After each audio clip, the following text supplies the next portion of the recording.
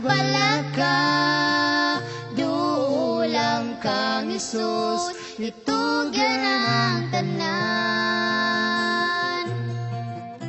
Sa imong kinabuhi ang pagsulay, matagamtaman, ugang pagtuta sa Ginoo, pagasulayan, igsoon ko ayaw o kapalaka, kay mo balik siya, o kita luwason niya ang mga pagsulay nga miabot sa kinabuhi mo, naghatag pagkaluya o babag sa imong pagtuapan, igsoon ko ayaw lang og kabalaka, duulang kang Isus, itugyan ang tanan.